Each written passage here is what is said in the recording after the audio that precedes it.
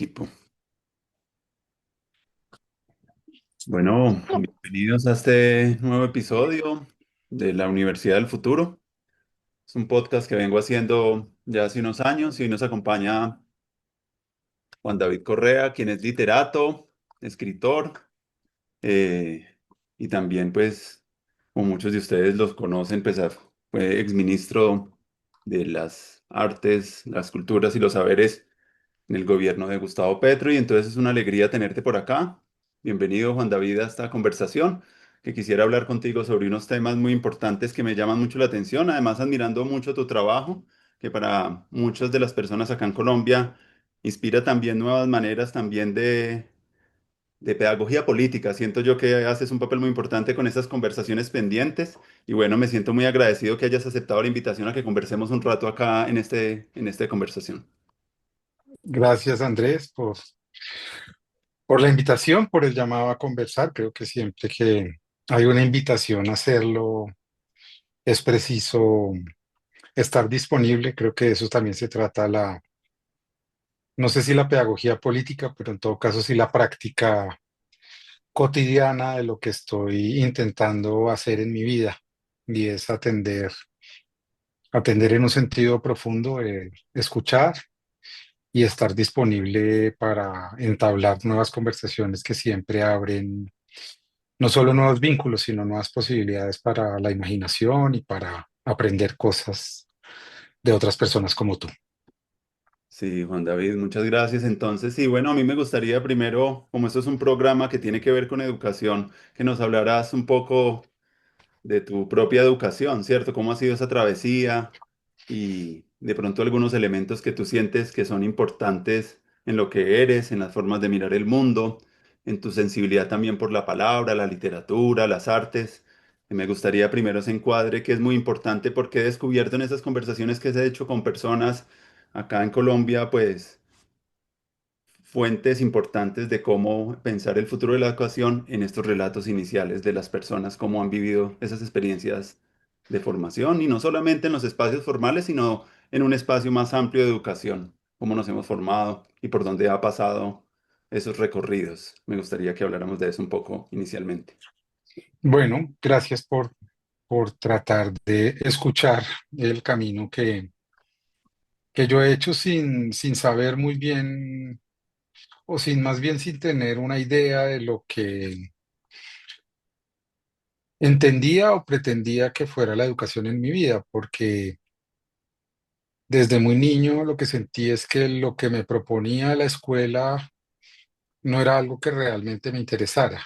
Eh, la escuela en la que crecí es una escuela de los años 80, de unas clases medias que empiezan a aspirar a tener una educación parecida a las de las clases del privilegio colombiano, como a parecerse, como a tener algunos colegios que pudieran empezar a enseñar inglés, tener unos valores y unas costumbres que se parecieran a ese mundo de los privilegios, de las clases más altas.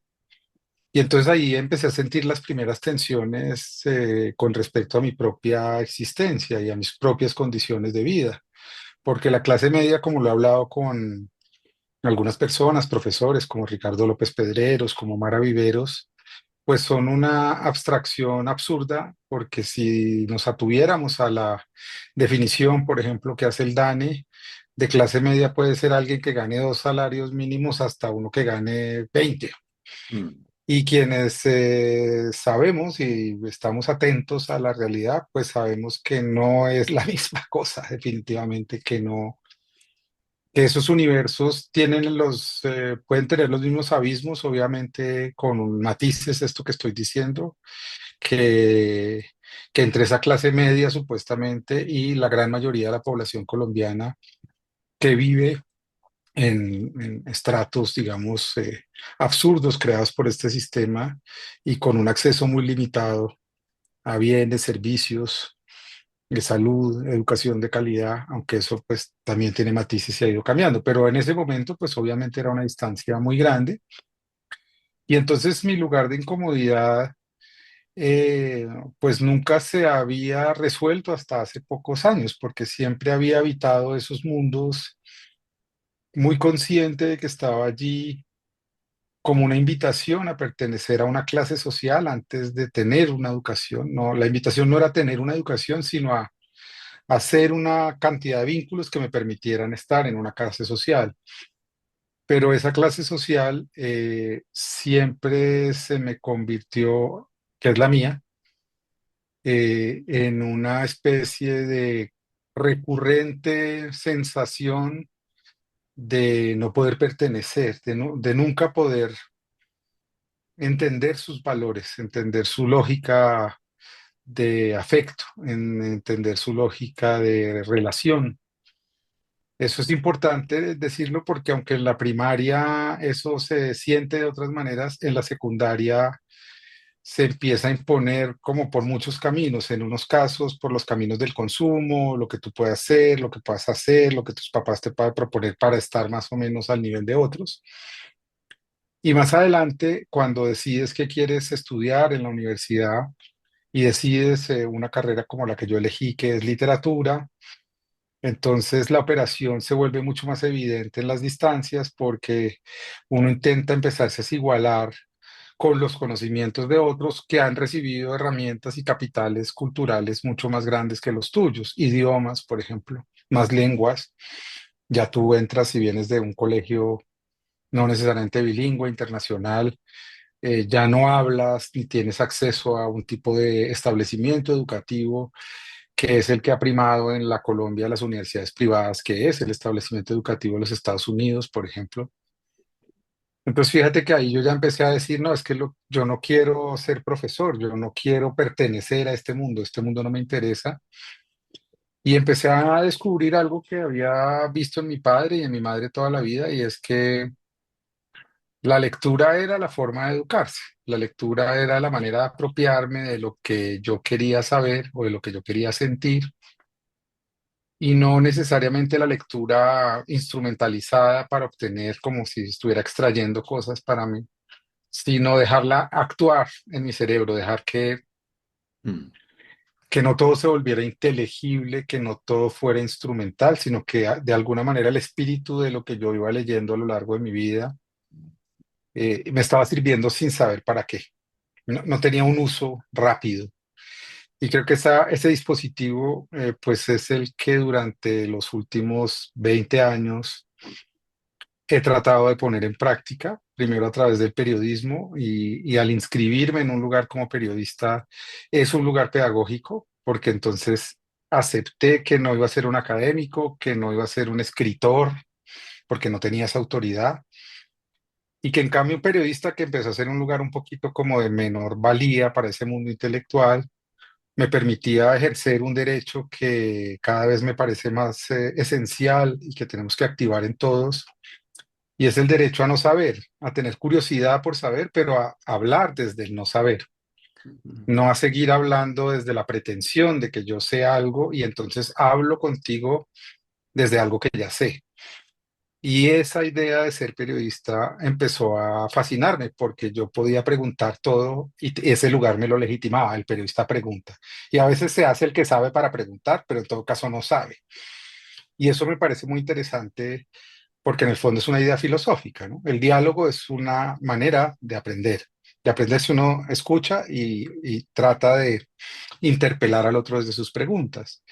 Y quizás esa idea es la que hoy, después de 30 años, a través de las conversaciones que estoy haciendo y del lugar que imaginé después de haber estado en muchos otros lugares como periodista o como ministro o como editor, me parece que era el lugar en donde yo podía ejercer conmigo y con otros un lugar mucho más horizontal, porque yo no estoy diciendo que lo que haga tenga la pretensión de ser evidente o que me esfuerce en que sea sencillo o que lo tiene que entender, porque yo no desprecio a las personas, yo no desprecio a esos otros como lo han hecho las industrias culturales que han dividido las culturas en culturas de élite y culturas populares. Y entonces siempre se nos dijo, este tipo de libros no los hagan porque eso no le gusta a la gente.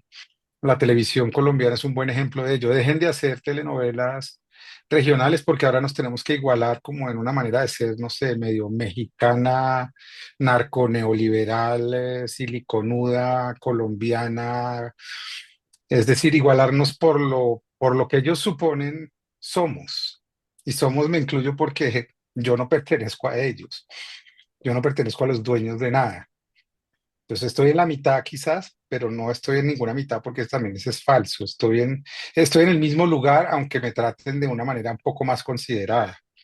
Y creo que ahí hay un acto de emancipación. Un acto de emancipación es entender que, como decía Fals, o como decía Freire, o como decían otros sociólogos y pensadores de la educación en América Latina, aquí se produce pensamiento, hay que estar atento a escuchar ese pensamiento y hay que también hablar desde el pensamiento de uno con otros como si todos pudieran entender.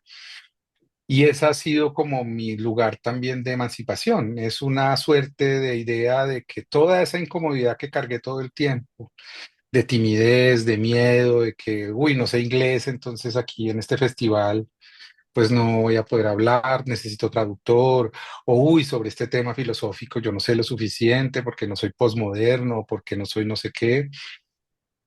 Ahora lo he resuelto, que es bonito, porque toda la cultura que tuve me ayudó a eso, la música que oí, las disidencias que me gustaban, las películas distintas, la poesía, la literatura, todo eso que yo creí que era parte de un mundo que pues nadie tomaba en cuenta ha sido precisamente la construcción de una voz de sentir que todo eso es real, de que esas resistencias, de que esas periferias, de que esos lenguajes, de que esas músicas, de que esas estéticas también populares. Yo fui muy lector toda mi vida de un sociólogo que admiro mucho que se llama Carlos Monsiváis. Y para mí Carlos Monsiváis, si yo saberlo cuando lo leía con tanta devoción, era como si yo quisiera entenderlo profundamente y cada vez lo entiendo más. Y entiendo qué fue lo que tocó él y tocaron muchos otros sociólogos y pensadores del sur global al interpelarse a través de lo que se consideraba cultura popular, como Néstor García Canclini, como Germán Rey, como Maristela Svampa, como Luciana Cadaya, en fin, como una serie de personas que se han atrevido a hablar desde este lugar que se llama Latinoamérica, eh, con la misma fluidez y la misma energía con otros filósofos del mundo o con otros escritores del mundo, sin sentir que son menos, que tienen una minusvalía porque no tienen los mismos instrumentos. Tenemos otros y estoy aprendiendo a adquirir cada vez más instrumentos que me ayudan a navegar y también a perderlos porque apenas sientes que empiezas a navegar, alguien que se interese por la educación de verdad tiene que saber que esto no es acumulativo, que esto no es un camino de ascenso en donde te vuelvas mejor, más inteligente y más brillante, sino que es un camino cíclico en donde aprendes un montón de cosas a veces y a veces te toca desaprender un montón de otras y a veces no puedes comprender simplemente y tienes que aceptar también tus propios límites. Pero eso es bello porque esa es la educación y yo observo mucho a mis hijos que van a colegios, los dos, a distintos colegios además, y lo único que veo en ellos es aburrimiento. Entonces yo me pongo en cuestión porque mira todo lo que estoy diciendo, pero en mi propia casa, mis hijos cargan el mismo lastre que yo ya cargué. Es todo esto que mi papá me está poniendo a hacer o mi mamá, ¿qué sentido tiene?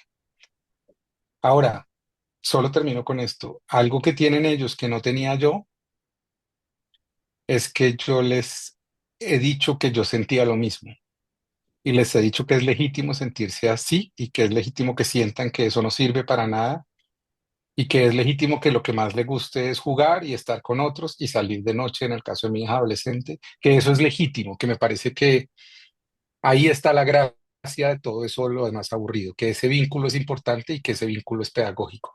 Y me encanta podérselos decir porque aunque a mí no me lo dijeron tan elocuentemente, sí me lo dejaron ejercer. A mí nunca me coartaron mi libertad en mi casa de tener amigos, de dormir en otras casas, de...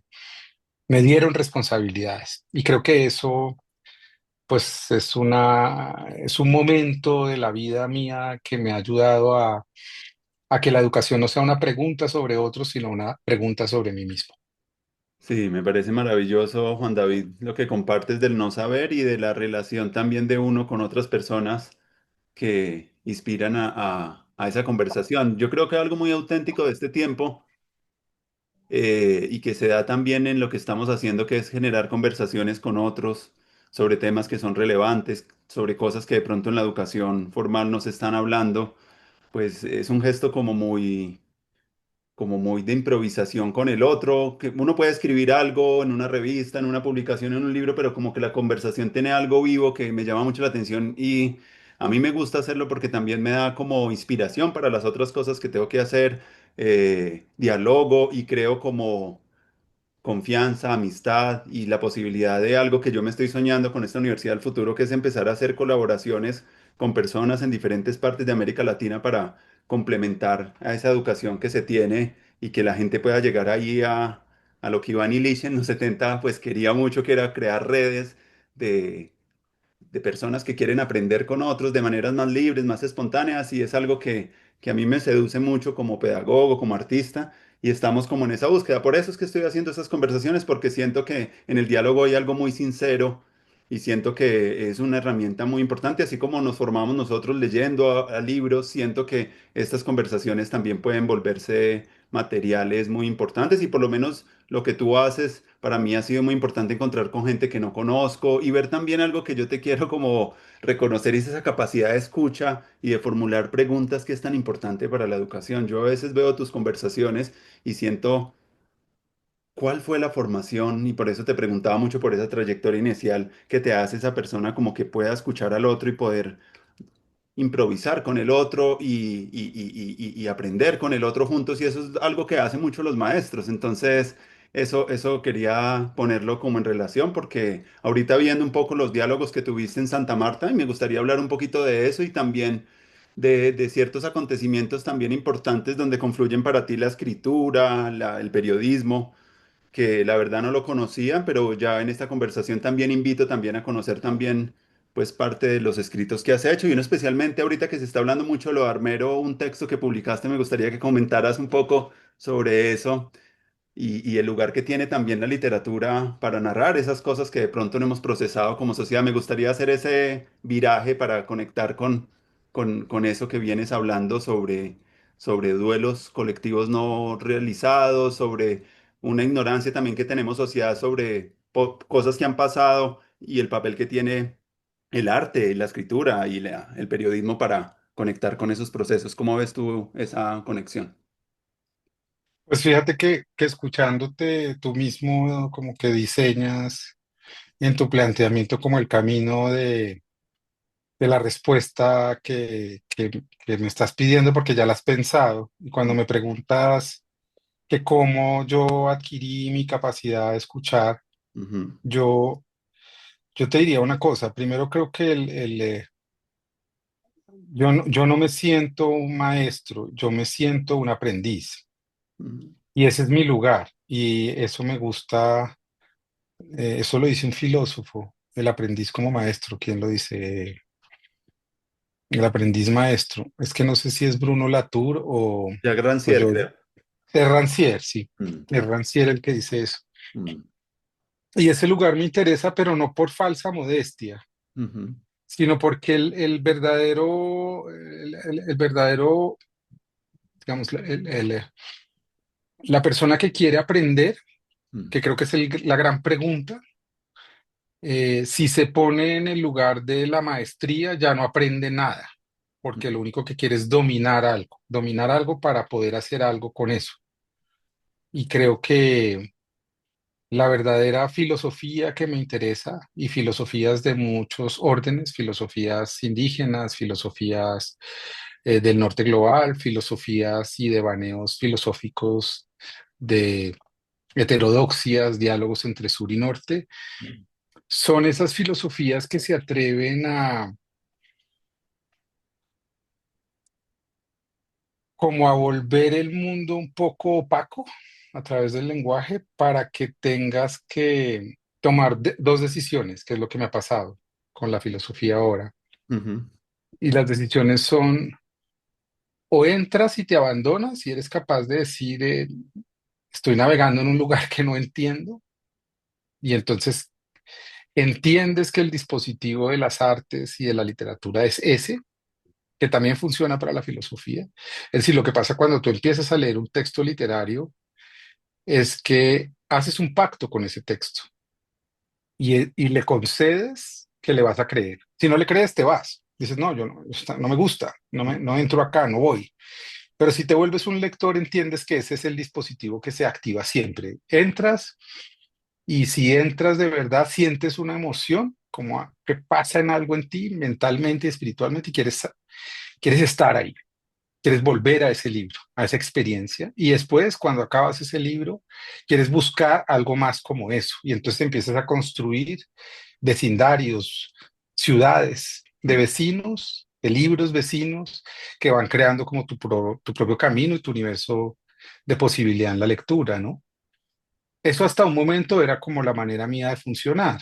mm, Eh, pero siempre estaba muy articulada todavía al mundo anterior de lo que te dije que ya no me interesa. Esto es para tener un lugar de enunciación, de autoridad, de que yo soy un editor, tengo que poder hablar con otros de una manera profesional. Y cuando empecé a trabajar en mi último trabajo en Editorial Planeta, que fue un trabajo muy desafiante porque este grupo multinacional es un grupo que yo había discutido toda la vida, con el que tenía grandes críticas, me obligó a primero hacer las críticas, digamos, de una manera directa al entrar, antes de aceptar el puesto, decir quién era yo y decir que no me engañaba de lo que era eso y de que quería entender si me iban a dar una posibilidad de ser algo yo ahí, porque si no, pues no nos engañáramos y no lo iba a hacer, porque pues al final iba a fracasar. mm, Es decir, yo no iba a ser una figura decorativa allí porque no servía para eso, no era alguien, porque mi naturaleza no es esa.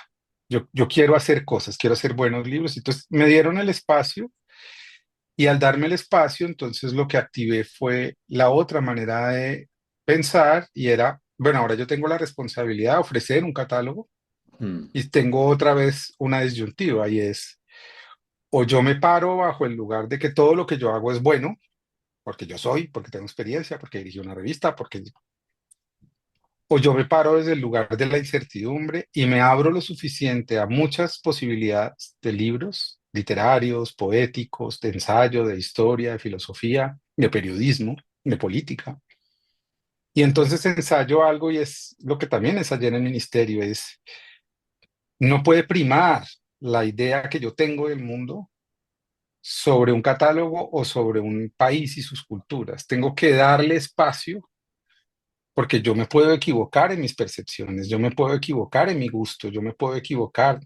Eso tiene una discusión profunda y entonces todo es relativo. No, no todo es relativo porque yo sé cuáles son mis elecciones, yo sé de lo que yo estoy haciendo, con qué estoy vibrando, pero con aquello que no vibro yo tengo que dejarlo existir, mm, porque si no le estoy quitando el espacio a otros. Y esa fue como la primera idea también de activar las conversaciones pendientes en el ministerio, porque lo que yo sentía era que teníamos la oportunidad desde lo institucional de activar un dispositivo para hablar con quienes no estaban a favor o estaban impugnando lo que estábamos haciendo. Pero ese era un lugar distinto porque era el lugar de la autoridad.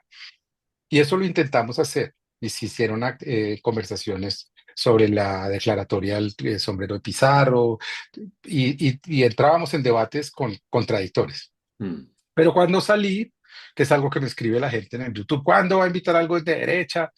Entonces, cuando salí yo dije, no, yo ya no soy el ministro, yo ya no soy la autoridad. Ahora soy yo, esta persona que además responde con su nombre. Al principio decía, uy, no, qué pudor poner mi nombre. Después dije, no, yo tengo que responder con mi nombre. No, no me puedo inventar un medio para mí y decir que el canal de conversaciones, que mm, lo hago todo yo con mi hermano, supuestamente tiene una estructura y no soy yo, no soy yo el que está hablando, entonces me hago cargo. Y no me interesa volverlo un espacio de antagonismo político, de proponer una conversación con gente con la que yo no aprendo. No quiero invitar a gente con la que no aprendo. claro. y lamentablemente no aprendo mucho de la gente que está parada en un lugar neoliberal, mm, porque me parece que es gente que no se atreve a dudar, que es negacionista y que está parada en un lugar de privilegio que quiere simplemente impugnar todo lo que no sea como ellos quieren. mm, Entonces, ¿para qué? Para que me digan que todo no es como yo puedo pensar, sino como ellos lo piensan. Si ya ellos tienen esas certezas, ¿qué puedo aprender yo de una certeza? Si yo no veo gente dudando allá, dándole el beneficio de la duda a lo que estamos tratando de hacer desde este lado, no puedo aprender nada. Ya lo veo en las noticias, digo, ya sé lo que piensan, ya sé lo que van a decir, no se dan una oportunidad de pensar. Entonces, y han tenido los suficientes espacios para habitar el disenso, tienen los medios de comunicación, escriben libros. Entonces, yo no quería hacer eso, quería aprender y quería hacer una suerte de conversación conmigo mismo sobre cosas que me pregunto. Y poco a poco, no sé si la pregunta la estoy contestando, pero bueno, en todo caso es una conversación. ujú, eh, y poco a poco descubrí algo que es muy bello y que me pasó en Santa Marta, ahora que me preguntas por Santa Marta. mm, Y es que fue como ir quitándome nuevamente más capas, porque en todo caso al principio sí sentía que tenía como que tener muy claro todo lo que iba a decir, lo que iba a hablar, tenía que tener una claridad absoluta porque teníamos que hablar de un tema. Y ahora lo que me está pasando después de 70 conversaciones es, mm, yo tengo que dejarme tocar y penetrar de ese otro que como tú está allá. Porque si no, no es una conversación, es una entrevista para yo obtener algo tuyo, para casi reafirmar mis prejuicios o sentirme más tranquilo y decir, ay, sí, hay más gente de acuerdo como yo. Y cuando uno empieza a ver que puede pensar con otros, como lo estamos haciendo aquí, ujú, atreviéndose a no tener miedo de no estar contestando exactamente lo que el otro quería que uno dijera, es cuando empieza a ocurrir el pensamiento, es cuando empieza a ocurrir algo que te causa una emoción, porque lo que estás diciendo, lo que estás tratando de decir, si el otro lo está escuchando, va a producir una respuesta, va a producir o una pregunta, ¿cierto? Y entonces cuando yo me inscribo en ese lugar, yo empiezo casi a sentir que estamos creando algo, que cuando es genuino se crean cosas. Y se crean cosas que son fundamentales para el mundo de hoy, como la atención. Nosotros estamos teniendo un momento de atención aquí y ahora durante una hora y no me importa después qué pase con esto, ¿me entiendes? Ya no me importa dónde va a salir, no lo voy a perseguir, no voy a salir bien, no salí bien. Esto fue lo que yo pude dar aquí ahora y, y lo dispongo, lo vivo, lo pienso, pero es este momento. Después va a ser este momento para otros que lo vean en su momento, en su propio mm, espacio, con sus audífonos, o en su pantalla, o tú con unos alumnos, o lo que sea que ocurra con esto. Pero ese ya no será mi espacio. Mi espacio está siendo este y tengo que ser consciente de lo que tú me estás proponiendo. Esa quizás es la manera de recorrer mi forma de aprender de lo que hago. Cada cosa que hago, cada trabajo que acepto, tiene que suponer para mí la posibilidad de aprender algo. Si no aprendo, me aburro. Y si me aburro, no puedo vivir. Yo no puedo vivir aburrido, ¿me entiendes? Yo aprendí eso de la gestión cultural y se los he dicho a todos los gestores culturales de Colombia. Nuestra fuerza es otra. Nuestra fuerza es que queremos hacer cosas. Mañana tú, no sé, vas a ir a dictar un curso. Tú mañana, no, sí, seguramente tienes dificultades. Sabes que tienes que pensar en el sueldo, en cosas, mm, pero hay una energía que tú tienes que disponer mañana para ir a dictar ese curso. Y te preparas para eso y dispones tu vida para eso y lo haces. Eso no lo hace todo el mundo. Todo el mundo va a veces a la oficina a no hacer nada, simplemente a que pase el tiempo para que ese tiempo se vuelva y se transforme en una remuneración, en un dinero, que a su vez se gasta de cualquier manera para seguir pasando el tiempo, para seguir pasando por la vida como si el destino fuera a pasar y no darse cuenta de que uno pasa. Y eso creo que es parte de las preguntas que me estoy haciendo hoy y de la manera en que estoy habitando. el mundo después de haber leído mucho, de haber visto películas, pero ya no tengo ningún afán. Ya no tengo afán como antes de decir, uy, no me falta por leer esto, porque además he descubierto posibilidades maravillosas de aprender. Mm, Escucho muchas cosas y aprendo escuchando podcast. No me gusta tanto oír podcast de historias personales o de trayectorias, pero por ejemplo escucho podcasts filosóficos o históricos y descubro que aprendo mucho más así que leyendo.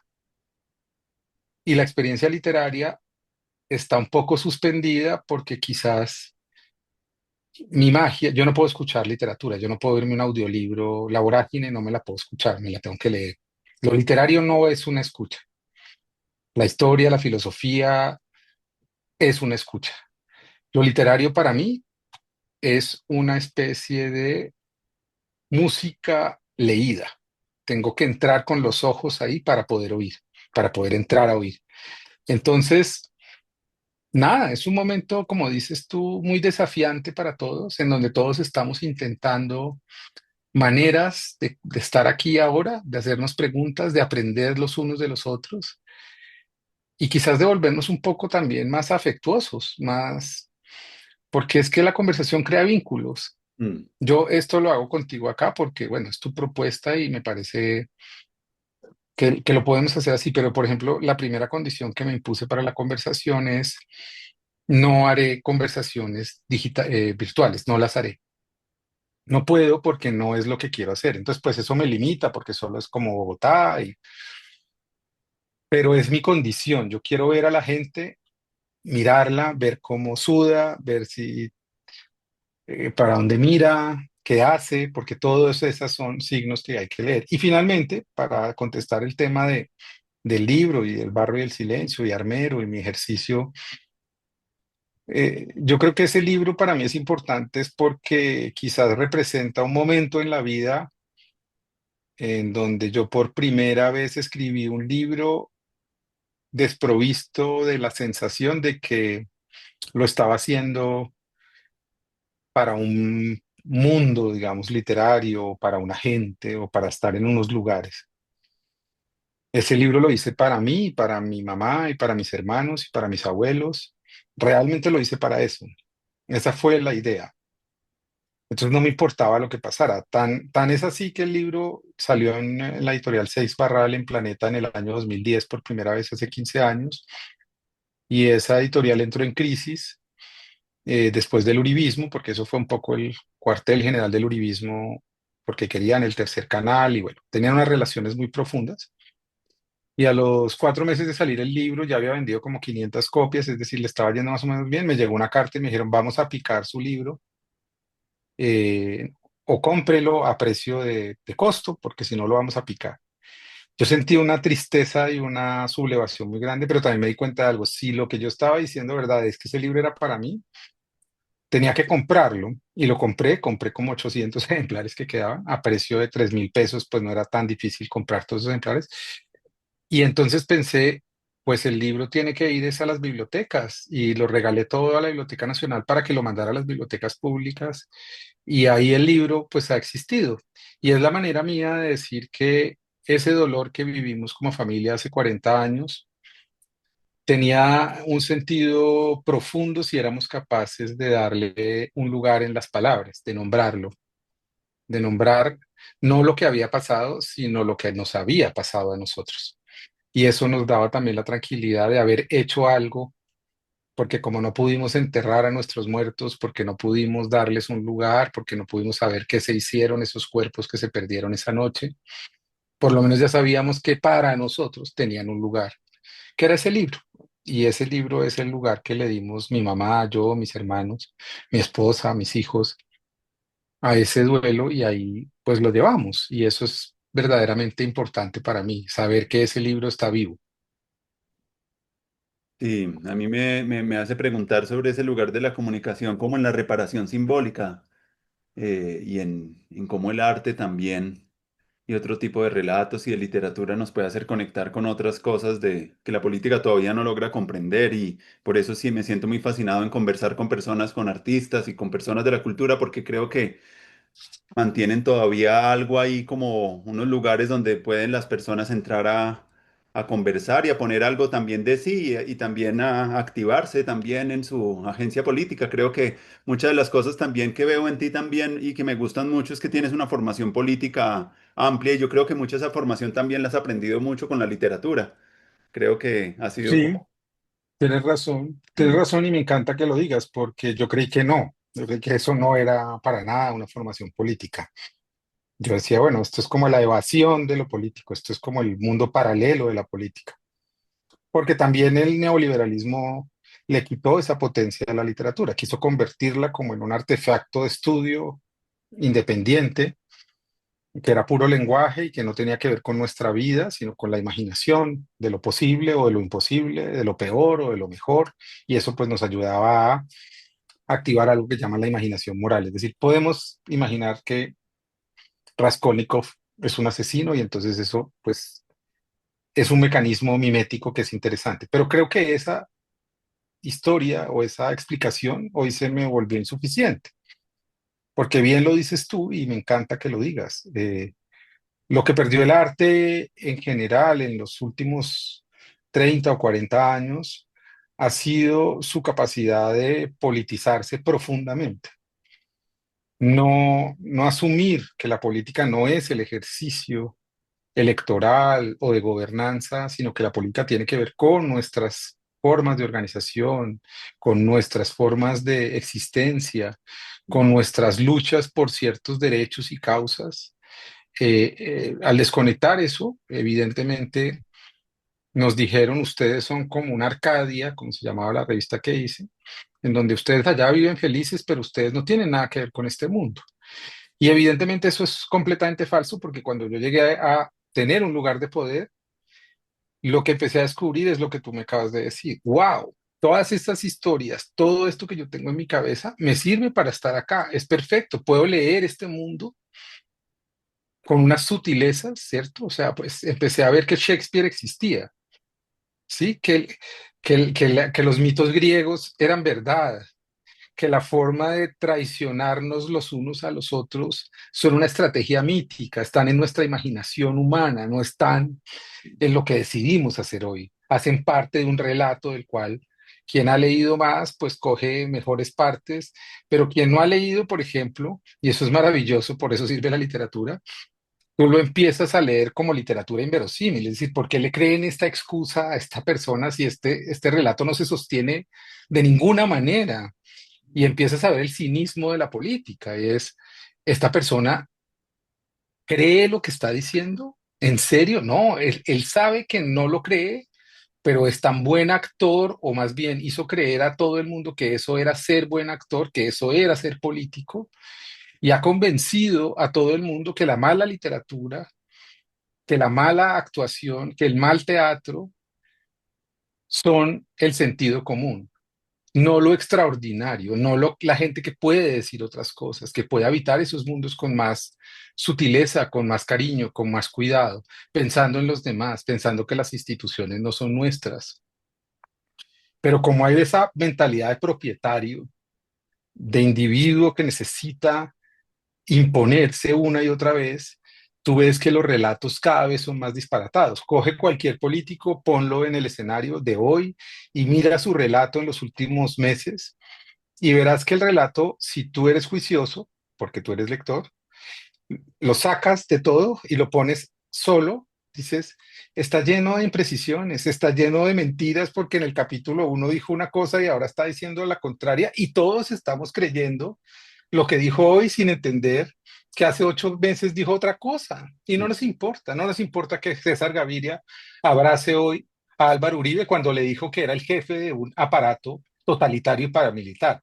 No nos importa. Hay gente de ese lado que quiere creer en eso. Tú dices, esa gente no ha leído, esa gente no está preparada para poder entender que ese relato de la política nos lo volvieron un relato de lo peor, un relato de la falacia, un relato que ni siquiera se esfuerza por ser verosímil, ya ni siquiera hay buenos montajes, ¿me entiendes? Ya no descubres tú maquiavelos o gente que sea capaz.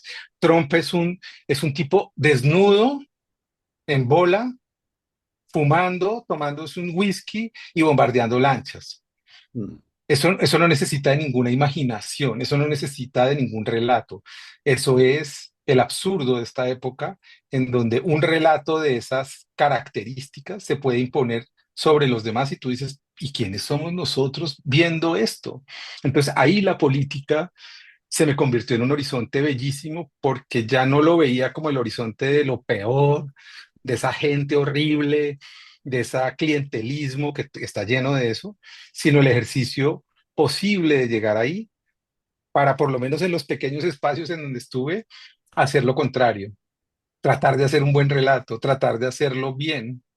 Así algunos sigan creyendo que uno hace las cosas bien porque entonces es un narciso o quiere demostrar algo o tiene un plan secreto. No tengo ningún plan secreto porque así como estuve, ya me fui y cuando me fui dije, yo ya no gobierno esto y nadie tiene por qué hacerme caso y aquí está mi teléfono y si alguien viene a preguntar algo o a decir algo en mi nombre, llámenme porque no voy a mandar a decir nada, porque no merezco tener carro oficial porque soy un exministro. Eso es mentira, ese relato es mentira. mm. El ciudadano tiene que poder ocupar cargos públicos y después volver a ser un ciudadano como cualquier otro. Y sí, allá hay unos lugares de legitimidad en donde lo pone a uno un presidente o un grupo de ciudadanos que votan por uno y ahí hay una legitimidad. Pero después uno tiene que volver a hacer lo mismo porque eso no le confiere ningún poder.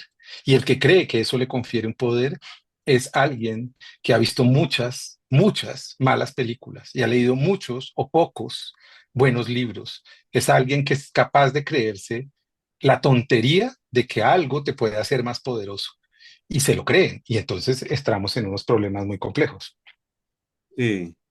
Hay algo que a mí me llama mucho la atención y he estado reflexionando últimamente y tiene que ver con que ha aumentado la capacidad de información, pero no las capacidades políticas de las personas o quisiéramos que aumentaran más, porque esas capacidades políticas a veces eh, debemos construir plataformas culturales para que el despliegue y en educación, sobre todo, pues se fortalezcan. Yo siento que hace falta más eso y poder empezar a crear posibilidades de conversación más amplias sobre el futuro que queremos como país, sobre el futuro como...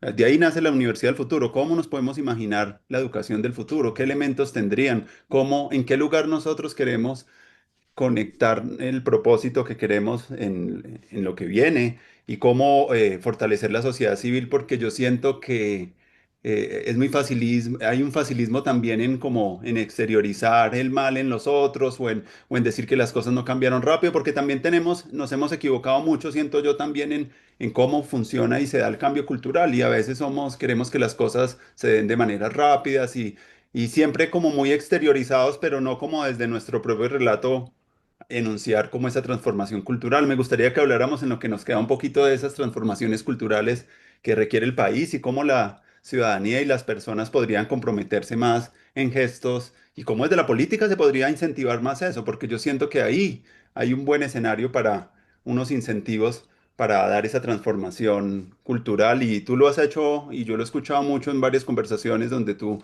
siempre pones esa nota alrededor de la construcción de paz que no es solamente la dejación de las armas o los acuerdos, sino como que pueda realmente involucrar a, que eso es, más que una promesa se vuelva como una práctica cotidiana y donde se Sí. esté incentivando eso así. Yo creo que eso es algo que siento yo, o por lo menos yo como educador en los espacios que yo ocupo, siempre estoy intentando articular un poco estos proyectos de imaginación política, de reconstrucción de la sociedad, ya no solamente esos discursos deconstructivos y posmodernos donde siempre estamos solo enunciando el mal y en qué está mal, sino cómo empezar a que esas capacidades políticas desde espacios pequeños se puedan ir generando en los territorios, pero incentivados también, porque yo creo que la institucionalidad que tiene el país se puede poner en función de esas capacidades territoriales, organizativas, soñadores, creativas, y yo creo que tú dentro del paso por el ministerio, pues impulsaste un poco esa reflexión y me parece que es algo que nos puede dar línea para lo que viene y estimular un poco también una narrativa más esperanzadora también para la sociedad. De acuerdo. Yo coincido en la primera parte de la idea no coincido, pero en la segunda sí. ¿Y por qué no coincido en la primera? Porque tú dices, en esta época parece que hay mucha información, pero muy poca formación política. Sin embargo, si tú lees los signos de los tiempos recientes, yo te diría que la emergencia de sujetos sociales con un gran descontento que se produjo en los años 60 después de las dos grandes guerras que por poco acaban la humanidad y el mundo, fue una energía tan poderosa y que se aplacó de una manera tan brutal y tan violenta y que quedó ahí latente en muchas cosas, en muchas ideas, en muchos libros, en muchas canciones, en formas de vida, en nuevas maneras de dialogar entre culturas distintas.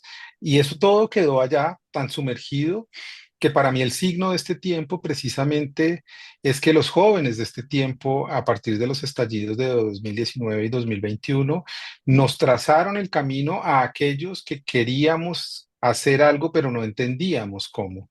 Y nos dotaron de una imaginación política tan diversa y tan distinta que fue lo que a mí me definió, digamos, yo me politicé a partir del plebiscito de la paz. Cuando la paz fracasa, yo siento que tengo que tomar una acción, pero era todavía una acción muy movilizadora, como yo tengo que moverme, yo tengo que escribir, yo tengo que insistir, yo tengo que incomodar, pero todavía yo no entendía cómo. Pero cuando yo salí a las calles en 2019 y empecé a ver cómo los jóvenes estaban organizando esa propuesta de estallido, y lo que vi fue belleza, lo que vi fue música, lo que vi fue ollas, lo que vi fue paredes, lo que vi, y ellos lo estaban haciendo ellos con ellos sin que nadie les dijera, vamos a pintar, no, hacían bibliotecas populares, hacían educación popular. Yo dije, me están dando un regalo, me están diciendo aquí hay una vía, usted puede tener más de 40 años, pero si usted quiere, puede aprovechar todo eso. Y esa energía es la que a mí me hace pensar en lo que tú dices. Es que ellos nos dijeron, tiene que haber una nueva imaginación política y nos permitieron a muchos alcanzar nuestra voz. Y yo tengo enorme gratitud por los jóvenes colombianos y colombianas, chilenos, argentinos, brasileños que se han movido y que le han hecho preguntas fuertes a este mundo. Lo digo por la industria editorial. Las preguntas de la primera parte del siglo XXI, los primeros 15 años, no tienen nada que ver con las preguntas de los últimos 10 años a nivel masivo. Así el capitalismo capture todo lo contracultural. Pero en todo caso, la manera en que se ha instalado la política en la conversación pública entre los jóvenes, que los ha obligado y nos ha obligado a nosotros también a educarnos para poder hablar con ellos, es una potencia de la misma esperanza de aquellos jóvenes de los años 60. Esa conexión existe y en la mitad, por supuesto, del viaje de todo héroe, hay un camino, un bosque oscuro, hay un momento en donde nada, no se encuentra nada con nada y todo el mundo pierde la esperanza y dice, bueno, vamos hacia el cataclismo y ya vamos porque no hay nada más que hacer. Esto fue. Y resulta que no, siempre hay una manera de renovarse y creo que ahí entra lo que dices de lo territorial. También, entonces, esos jóvenes que producen este gobierno entra con unos sujetos sociales que no es que vayan a cambiarlo todo, sino que nos hacen mirar de nuevo pieles, procedencias, acentos, nos obligan a ir a otros lugares y a decir, oiga, usted ha vivido 20 años sin saber dónde vive, sin entender quiénes son esas personas, reduciéndolos a la estigmatización de que solo son pobres, víctimas, cocaleros, mafiosos, ladrones, miserables, hambrientos, que, bueno, están ahí, que son un decorado. Esa potencia nos está interpelando y nos está imponiendo eso que tú estás haciendo, que lo celebro. La Universidad del Futuro no es la universidad que va a venir, es la universidad que existe hoy. Esta es la Universidad del Futuro que tú estás haciendo. Entonces, ahí yo creo que ya hay una respuesta lo suficientemente bella, un gesto que no podemos esperar, como uno no puede esperar cuando abre un libro, que el libro suceda todo cuando uno lo abre. El libro hay que leerlo, el libro hay que habitarlo, el libro hay que llevárselo con uno mientras uno no lo lee en la cabeza, porque cuando tú lo vuelves a abrir tienes que recordar de dónde es que venías y cuando no lo recuerdas te tienes que devolver un poco y decir, uy, no me acordaba, ah, ya, listo, y retomas. Si usamos la metáfora del libro como la posibilidad del tiempo de un cambio, La duración de un cambio es la duración de la lectura de un nuevo libro que estamos abriendo. ¿Cuánto vamos a tardar en leerlo? No lo sé, pero no importa, lo estamos leyendo ya. Antes estaba cerrado y duró cerrado mucho tiempo. Y eso es lo que hay que tener en el horizonte como esperanza y como futuro, porque creo que lo otro es condenarse a seguir cerrando los libros y a decirnos como respuesta que no hay respuestas, que no hay caminos, que no hay posibilidades y que el único mundo al que tenemos derecho es al mundo policrítico que nos quieren imponer, en donde la guerra, la violencia en contra del medio ambiente, en contra de los seres humanos y en contra de y más bien a favor de la extinción es lo único que vamos a poder ver en nuestras vidas cotidianas. Si eso se activa en el cotidiano, que es la última parte de tu intervención o de tu reflexión, entonces uno empieza a vivir de otra manera. Todos los días se vive de otra manera porque uno sabe que todos los días tiene que prestar atención, aprender y sembrar. Sembrar, y tú lo sabes, porque seguramente has sembrado, Ujú, sembrar requiere de paciencia, de ujú. todos los días ir a ver eso que está ahí y estar dispuesto que a veces también se seque y te toque tratar de salvarlo y a veces te toca arrancarlo y volver a sembrar otra cosa porque eso no creció. Si esa es la confianza que podemos tener como humanidad hoy, como sociedad hoy, yo creo que probablemente lo que vamos a ver ya no es una emancipación de un bloque, sino una emancipación de una red. Y Ujú. cuando la red crezca y crezca más, lo que vamos a ver es como multitudes, que es el sujeto político de este momento, según Tony Negri y Hart, y que ha usado el presidente en sus últimas intervenciones, es un sujeto real y plausible, no como abstracción de una masa que camina junta, sino como posibilidad de comunicación entre miles de saberes, oficios, artes, prácticas, lenguajes y sobre todo vínculos, porque nada que no tenga un vínculo y que quiera tener un vínculo con otro, hoy no sirve para nada. Y eso hay que entenderlo como proyecto de vida y como proyecto de educación.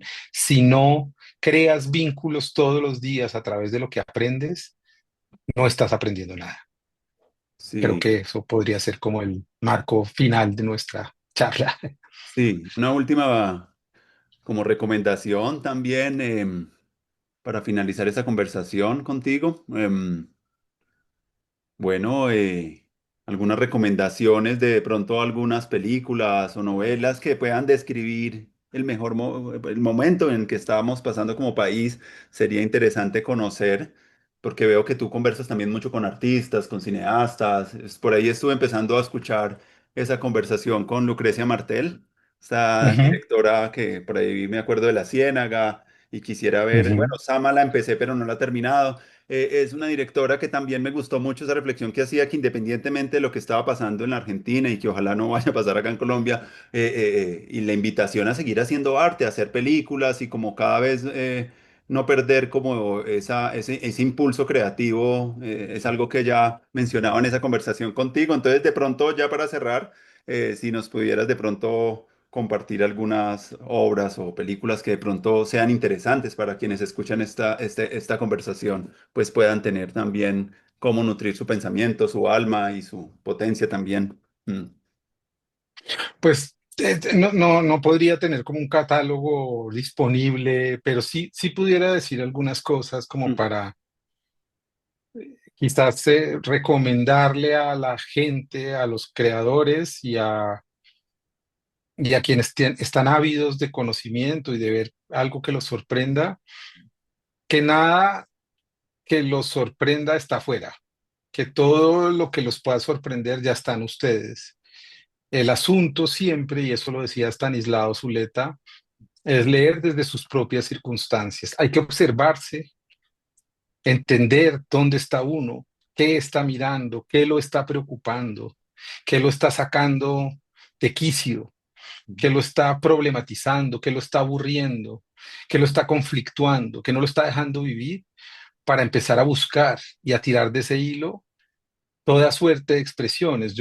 Cuando tú me hablas de películas, yo voy mucho a cine, pero yo iba mucho a cine antes tratando de memorizar. Yo ahora ya casi ni memorizo lo que voy. Veo películas, las hago mías y me sirven para alimentarme, pero ya no tengo el prurito de decir, voy a hacer un catálogo de películas. Pero sí creo que puedo decir algo que tiene que ver con lo que me estás preguntando ya en el sentido de situarnos, situar nuestras preguntas y nuestro acceso a ciertas culturas. Y es que esas preguntas que también están en nosotros tenemos que volverlas paradójicas, porque a veces son preguntas fabricadas por la misma exterioridad en la que vivimos. Nos angustia la guerra, sí, pero la guerra es una abstracción. ¿Qué es la guerra para cada uno de nosotros? Y por eso invitaría a la gente que se tomen el trabajo de volver a buscar y a rebuscar en la literatura escrita aquí y ahora o hace unos años por colombianos y colombianas, en las películas colombianas y colombianos que han hecho más de 500 películas en los últimos 20 años. Se pueden encontrar en Retina Latina, en RTBC Play. Hay bibliotecas públicas suficientes con secciones de literatura colombiana que activen la curiosidad hacia eso que se ha creado en este país, no por chauvinismo, ni más faltaba, creo que el mundo hay que leerlo en su complejidad, de una manera cosmopolita, de una manera abierta, Ah, pero creo que ese desprecio también no lo han creado, es que como que aquí no hemos hecho nada importante. Y mm, creo que tenemos que recuperar que aquí sí hemos hecho muchas cosas importantes, que no son menos importantes que otras, que esas otras son muy importantes, que volver a los clásicos es fundamental, que entender nuestra imaginación mítica es fundamental, que entender los relatos de origen de nuestros 115 pueblos, eso es fundamental, así se parezcan muchos, pero mm, preguntarnos por qué en el sentido de la creación mítica se nos está interpelando una y otra vez con la naturaleza. ¿Qué era esa respuesta que ellos ya tenían y que hemos olvidado? ¿Por qué nos hemos olvidado del sol, de la lluvia, del agua, de las plantas, de los animales? ¿Por qué seguimos pasando por la vida creyendo que eso es un accesorio de nuestra vida humana? Situar de nuevo esas preguntas es fundamental para encontrar un camino de curiosidad frente a lo que uno lee, ve, oye. También en lo que uno oye es importante. Colombia es un país de una riqueza musical maravillosa, mm, maravillosa, y nos han convertido casi como en unos repetidores de unos lugares comunes en donde creemos que un vallenato, dos cumbias, una salsa y algo más nos definen, pero nos hemos perdido de escuchar cosas bellísimas que están en todo el país. Los bambucos, por ejemplo, las guitarras de los Andes colombianos, las flautas. No nos tiene que gustar todo, pero si uno tiene curiosidad para escuchar, aprende incluso porque no le gusta. Y creo que esa sería como la manera mía de decirles a todos, el plan hoy es quizás empezar a hacer preguntas y con esas preguntas ir a todos los medios que tenemos, bibliotecas públicas, internet, cinetecas, cinematecas, y toda suerte de repositorios, archivos, mm, museos, para preguntarle desde allí a eso que está colgado en las paredes o que está disponible en libros, o incluso para crear con respecto a algo, a tradiciones que han sido omitidas, a relatos que han sido escondidos, a gente que lo único que ha hecho en el último tiempo es referirse mal unos a otros para prevalecer. Tenemos que recuperar el sentido de la generosidad del conocimiento. El conocimiento es generoso, el conocimiento no es egoísta. El conocimiento egoísta, que es el conocimiento neoliberal, es un conocimiento que hace parte de un proyecto de que prevalezcan unas culturas sobre otras. Y eso tenemos que volverlo insoportable dentro de nosotros mismos. Así a veces nos cueste darnos cuenta, creo que hay que activar ese espíritu de estos tiempos en donde no podemos ser tan determinantes con todo. Llegué aquí, uy, no, esta no es mi onda, esto no me gusta. Observemos a los jóvenes, observemos la reiteración del reggaetón, no para que nos guste, mm, pero sí para que podamos entender qué es lo que está tocando eso, ujú, esa repetición y esa pulsión sexual mm, que hace parte de un mecanismo y una industria que captó algo y que nos lo está imponiendo de una manera tan brutal que nuestras niñas y nuestros niños solo pueden repetir eso. ¿Cómo abrimos ese campo? Si no lo entendemos, no lo podemos abrir. Si nos quedamos con la respuesta fácil es, eso es una porquería porque eso son las industrias y no sabemos ni lo que dice, no podemos tener herramientas para desplazar esos cuerpos a mirar otras cosas y a introducirlos en otros espacios culturales. La cultura es un capital que cuando la gente tiene, como muchas regiones de Colombia las tienen, uno se da cuenta, porque eso me pasó como ministro, que simplemente hace falta reconocerlo para entender que la cultura es donde nacemos, en donde vamos a estar y en donde vamos a morir, y es lo único que va a quedar cuando nos hayamos muerto. Así que gracias por tu espacio, gracias por tu invitación y espero que tengamos muchas otras conversaciones, porque creo que hablar de pedagogía, de educación, tanto como filosóficamente, como especulativamente, pero también metodológicamente, es una urgencia de estos tiempos. Bueno, Juan David, te agradezco mucho por toda tu conversación, por tu Gracias. generosidad y bueno, que sigan abriéndose más conversaciones y bueno, y que la gente que vea esto también conozca tu canal y nos sigamos ofreciendo con generosidad al mundo y bueno, esa es la política que viene. Un abrazo, Juan David. Un abrazo enorme, Andrés. Cuídate mucho.